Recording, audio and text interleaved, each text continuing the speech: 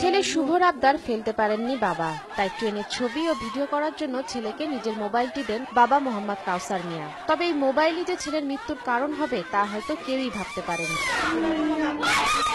প্রত্যক্ষদর্শীরা জানায়, রোববার সকাল 10টার দিকে পারভেজ, শুভ ও মোনায়েম ব্রাহ্মণবাড়িয়ার ভাদুঘর রেল লাইনে দাঁড়িয়ে ঢাকা থেকে চট্টগ্রামগামী সোনার বাংলা ট্রেনের সঙ্গে সেলফি তুলছিল।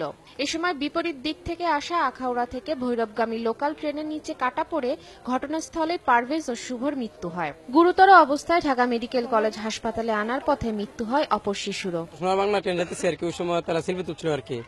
সময় তো যে সময় এদিক এভাবে শুধু তুলছিল আর কি, তো এরা নজর তো এই ট্রেনের মধ্যে, ওই ট্রেন তার নজর নেই আর কি।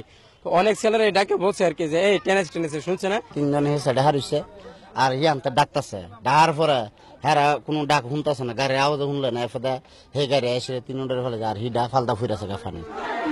3 শিশুর মৃত্যুতে শোক নেমে এসেছে পুরো ভাদুঘর এলাকায়। কান্নায় ভেঙে পড়েছেন স্বজনরা। মোবাইল ক্যামেরা না কিতা করতে গেছে আর 3-4টা মিল্লা, তারপরে আমি কোথায় না, আমি জানিও না, আমি ঘরে আসছিলাম বেড়াতে হওয়ার পর আর কি, যে সকালে খবর পাইছি আমরা যে এই অবস্থা, ছবি নাকি তুলতে গেছে, যাওয়ার পরে এখানে বাচ্চারা মারা গেছে। নিহতদের লাশ ব্রাহ্মণবাড়িয়া সদর হাসপাতালের মর্গে রাখা হয়েছে।